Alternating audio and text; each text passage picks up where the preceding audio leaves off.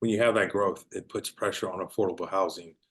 And when you have, a pressure on affordable housing, yes, rents go up, and the values go up, but you're Mhm. actually able to buy good deals in a path of growth. And I think that's actually important in real estate. Are you looking to achieve massive success in your life without dealing with costly investment nightmares? If yes, then this is the podcast for you. Here, we provide engineers and busy professionals all the secrets and strategies to create multiple streams of income, build generational wealth, and live a meaningful life by design. Here's your host, Ted Patel. Hey everyone, this is Ted Patel, and welcome to another edition of Decoding Cash Flow podcast. I'm here with Walter Johnson from Sonos Capital.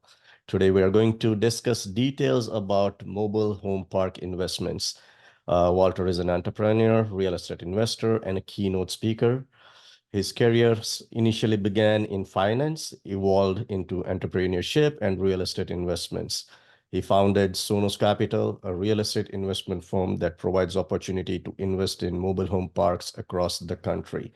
Walter, welcome to Decoding Cash Flow. It's a pleasure having you on the show. Likewise, thank you for having me. I appreciate it. All right. So, Walter, before we dive deep into the investment aspect of the mobile home parks, right? If you can give our listeners a little bit background about yourself, how did you get started in real estate, and what's your main focus as of now? Sure, absolutely. So I got started in 2000. Actually, a little bit before that, I had a real estate mentor in Southern California, and his name was Ed, and he actually taught me a little bit about mobile home, not mobile home parks, but actually real estate investing. So in 2001, April 2001, I actually moved to Arizona and started buying real estate, single family homes and apartments and land. But I realized that, having 20 some odd houses across the city of Phoenix, Mesa, Scottsdale, Avondale wasn't ideal. So several years later, a good friend of mine that I thank him every day, he actually told me about mobile home parks. So I started researching mobile home parks in 2013, right on there, and so I studied them for 3 years, and I would say I'm more analytical, and that's the reason why I studied them for 3 years to see what I was getting into. So I bought my first one in probably 2017, 18. That's how I got started. Yeah. Awesome. That's a great journey, man. You spend a lot of time researching, doing the analytics, finding out, what are the good areas of investments, how to proceed with, how to underwrite it, and then you dive deep in bought your first mobile home park, right? Yes. Yeah. So I think in today's world, let's say 2024, it's actually great because we have this technology. But I would say, let's say 10 years ago, it wasn't so. I mean, we still had technology, but it actually wasn't that great. So it was a lot of talking to sellers and actually hearing their perspective because they're, Mhm. let's say, 60 or 70, 80 years old. You get a little bit of history on mobile home parks, and so I was actually fortunate to learn from them. And so when I realized, I guess the numbers involved, actually the profits involved in mobile home parks, plus you're actually helping people with affordable housing, Yeah. it just made sense for me to dive in. Awesome. And what are the major states you invest in as of today? We look at about 13 states, but Mhm. we definitely like Arizona, New Mexico, Texas, Idaho, Utah. I wouldn't say we're local, but we're actually, pretty close to Arizona. And the reason Mhm. being because I would say those particular states have a lot of growth. I mean, we're seeing a lot of migration from California to other states. Mhm. So you actually have, when you have that growth, it puts pressure on affordable housing. And when you have, a pressure on affordable housing, yes, rents go up, and the values go up, but you're Mhm. actually able to buy good deals in a path of growth. And I think that's actually important in real estate. So in addition to growth, right, I'm sure there are many other criterias that you take into consideration during your underwriting process. Can you just give us a little bit more background about, let's say if someone new wants to get started buying a mobile home park, right? Right. How should he get started? what are the things that he needs to look at it to first of all find the area, and then within the area about the property, what are the main aspects he needs to check it out, he or she? Yeah. Well, I was in a different market, but I would say if they're looking to get started, it's a lot of competition. But I would consider it, since you're, let's say this audience is actually probably more technical, so I'm going to compare it to, let's say, Facebook, right? Mhm. So does everyone actually want to go through the headaches and the delays and the growth of growing a Facebook? Probably not. But do you actually want to buy stock or invest in that company and let that company, let Facebook grow, and you can actually, capitalize on their hard work?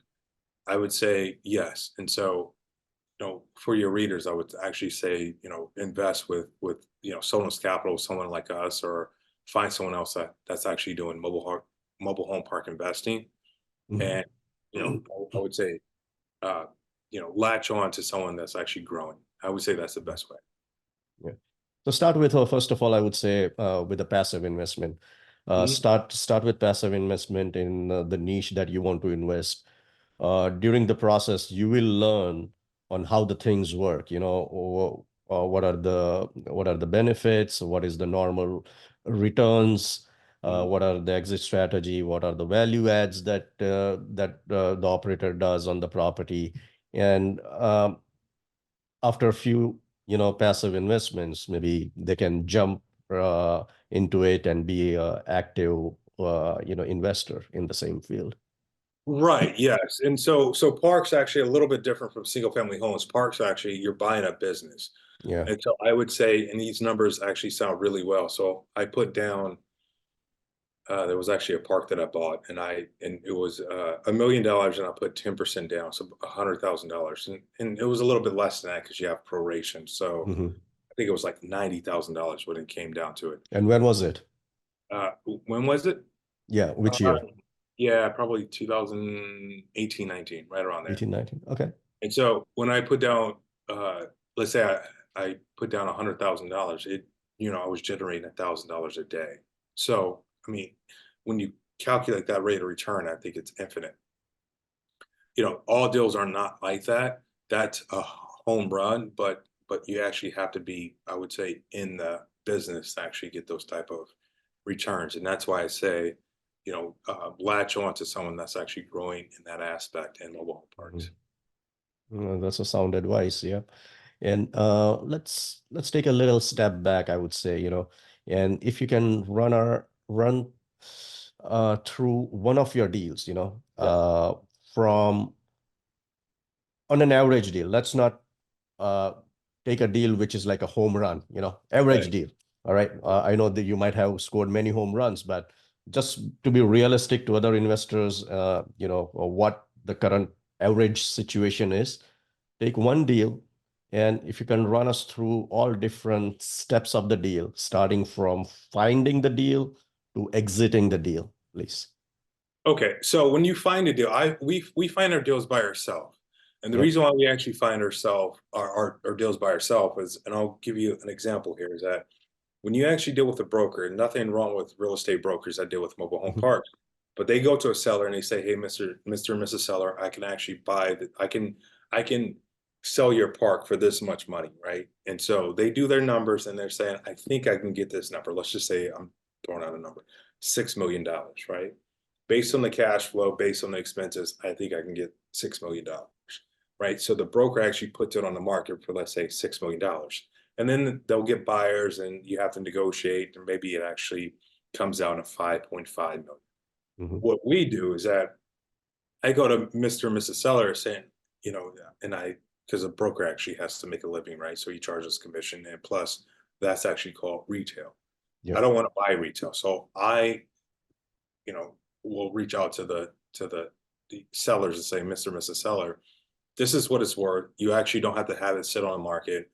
So instead of $6 million, how about I give you $5 million, Mhm. 45 days? Well, that seems like a better deal. But what happens with us is that even if it's worth $6 million and I buy it for $5 million, then when I buy it, I made $1 million in net worth. And Mhm. that's actually how it works. Mhm. So that's the purchase price. And then you actually have, value add. So you put in Yeah. homes, infill homes, put in new or used homes, raise rents to market. We're not gouging anyone, but raise rents to market, and we decrease the expenses of the park. And once we actually do that, we create more value for the park. So, we bought it for 5 million, and it's worth 6 million, but we did some value adds. Now that park is actually worth, let's say, 9 million. So we, created I would say some equity, about $4 million. So that's actually how it works. So when you create that $4 million worth of equity, when you do that 10, 12, 15 times, then you actually do pretty well for yourself. Mhm. Okay. And normally, what's your exit strategy? Like, do you hold on for 5 years, 10 years? What's a normal hold period? Yeah, it's about 5 or 6 years we actually hold on Mhm. to them. We create a portfolio and we sell it to bigger players. There's huge players out here that have institutional money, but Mhm. I think we actually have a great track record to where we operate parks well, and we can actually sell our portfolio to other players, other investors. And you talked about value add, right? So if you can give us some more details on what are the different kind of value adds you can do on the mobile home park.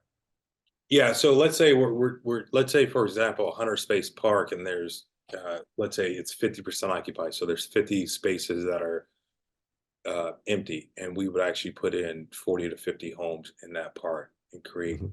more value. So we would basically put a new or used home in that park, Mhm. then we'll generate income based on occupied space, and that's how we create value add. Plus, it actually expenses. So let's take, for example, a lot of mom and pop owners.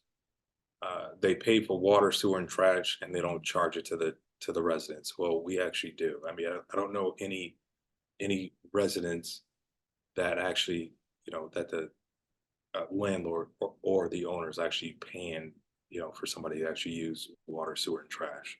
So we pass that on, which is actually, the right thing to do.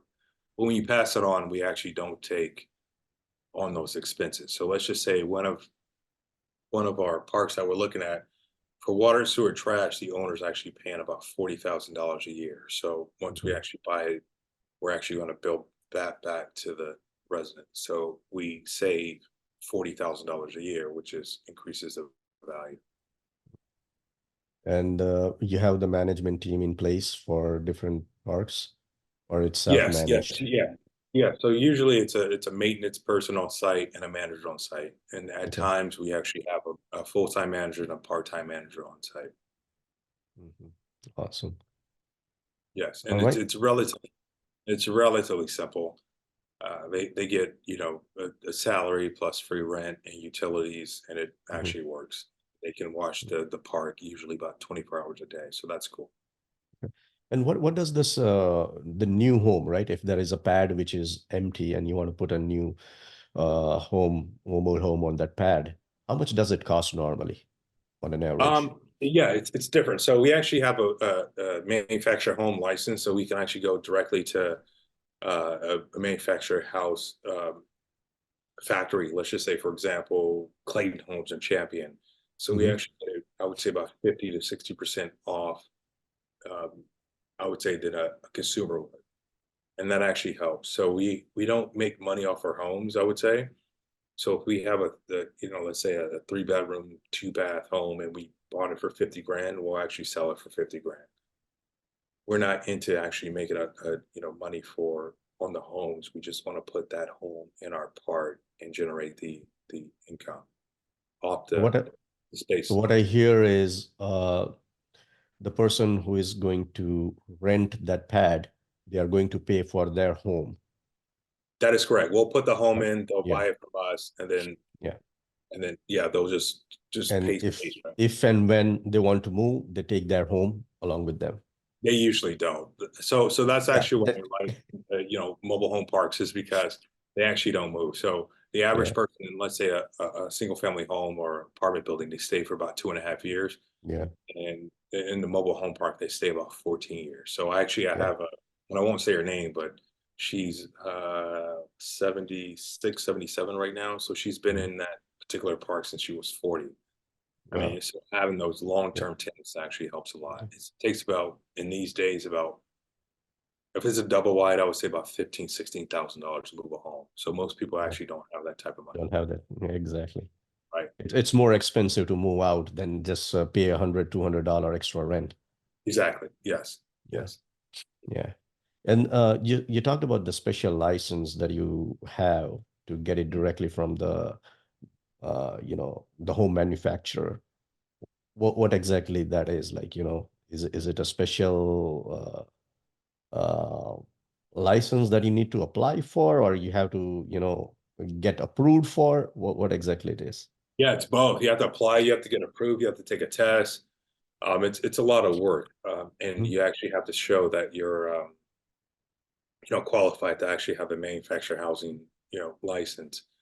And so when you actually have one, and it varies state by state, but ours is Mhm. based on, let's just say, for example, Arizona. So in Arizona, you're allowed to actually sell new or used homes based on the state of Arizona. And Mhm. when you have that license, the manufactured home factory actually knows about it because you submit it and you're able to get Mhm. a. It's like you being a retailer for them, right? In short, they give you, or maybe, Yeah, they sell you for less with so that you can have a good margin when you sell it to the end yeah, client. I would say you're going direct, like direct to the Yeah, factory is what they say, right? yeah, Versus a consumer, you're paying yeah. 50-60%. So Mhm. that home that we buy for 50-60 grand, you're probably paying, a normal consumer will probably pay 120, 130. 130. And what will be the normal rent on an average for that particular house? Of course, it depends on area to area, right? But Yeah, yeah, yeah. yeah. So the average rent, I would say across the US is about, $380 right now.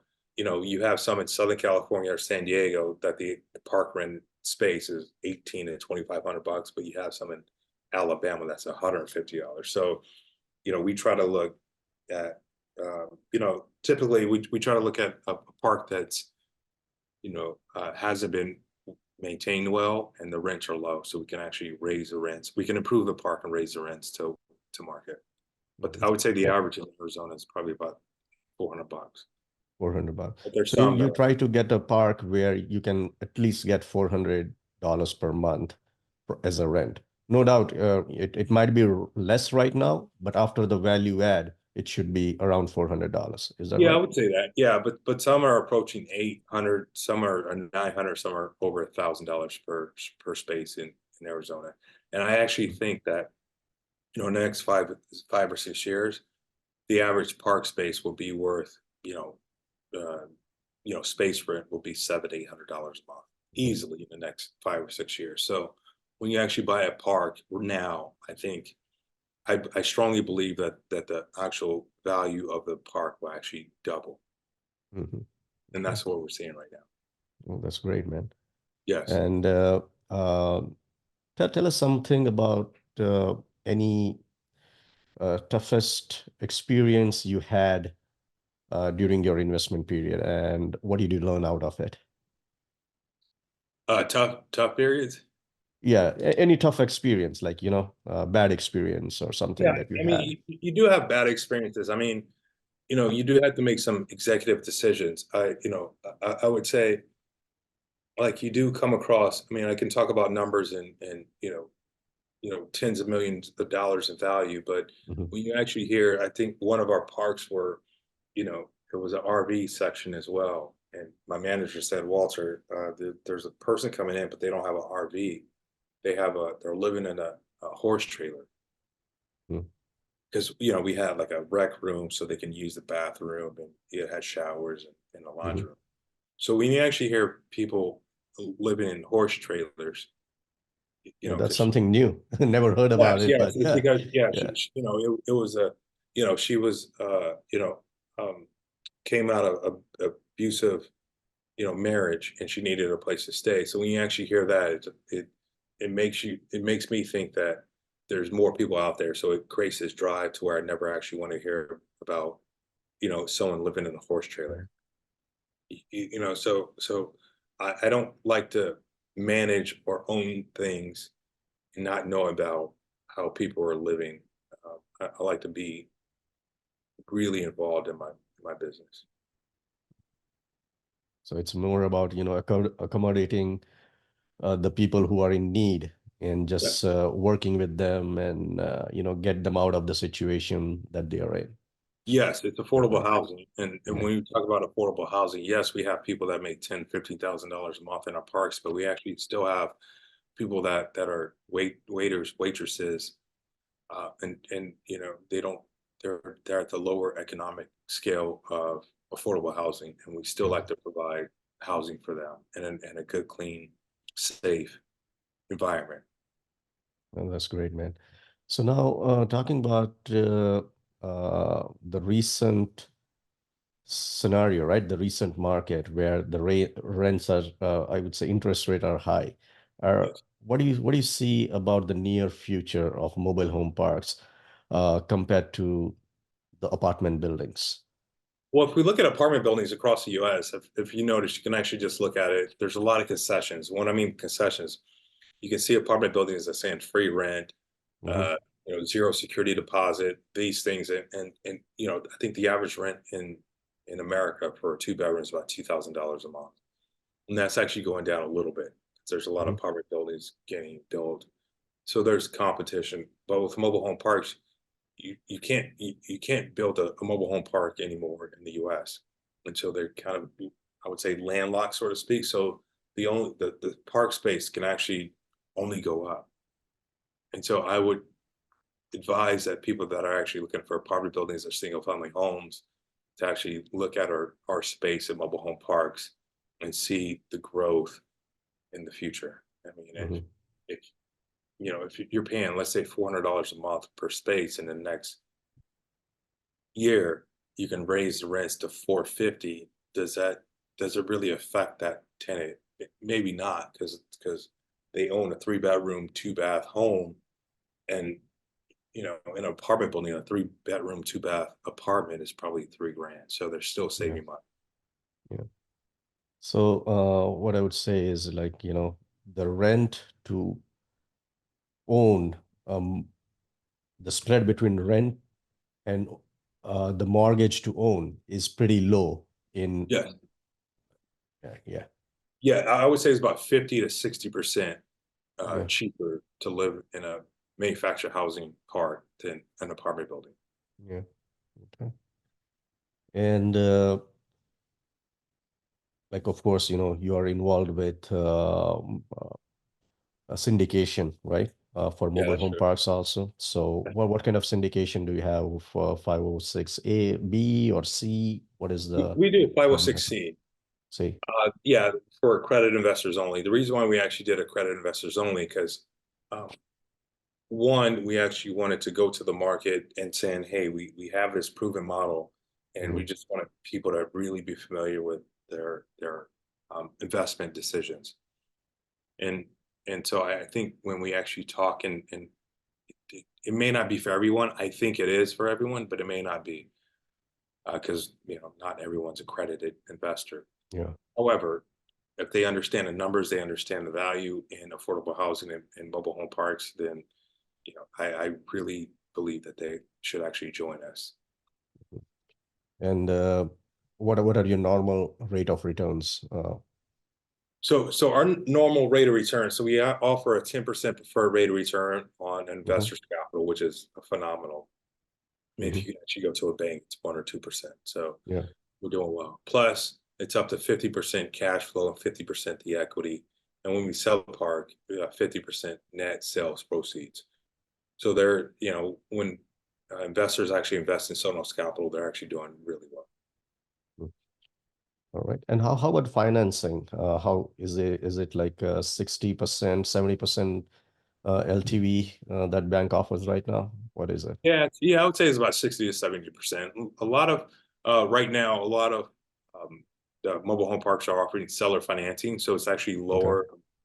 And that's actually a pretty good thing. So I'm glad you mentioned that. So when we talk about uh, seller financing, if you actually have like a 2 or 3 point spread in between the cap rate and the interest rate, Mhm. you actually have like a double digits, let's say 20 to 30% cash on cash return.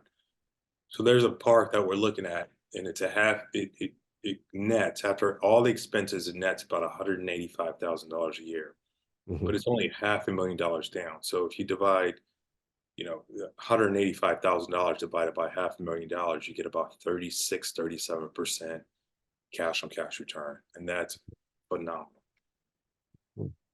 That's great, man. Maybe we can talk later about the deal. Yeah, absolutely. Yeah. So we look for those deals.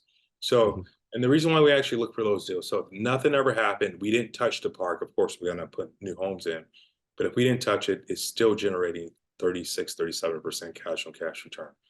And that's what we look for. That's great. Yeah. All right. So, Walter, I'm enjoying this conversation, but would be respectful of your time. Thank you. And if we can move on to the final round of questions, that'll be great. Are we ready? Yes, absolutely. All right. Okay. So the first question, which is the one book that you will recommend to our listeners, the one that had a major impact on your life or on your business? Yeah, so I would say, to your readers as well, I think we all heard of, Robert Kiyosaki, Rich Dad, Poor Dad. The Purple Bible, right? Yeah.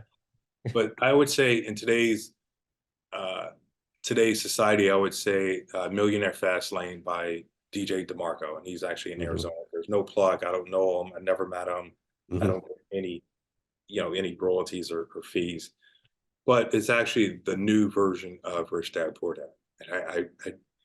And he actually even mentioned the reason why it's called Millionaire Fastlane is because it was catchy. But if you actually read that book, I would say it's the new version of Rich Dad, Poor Dad.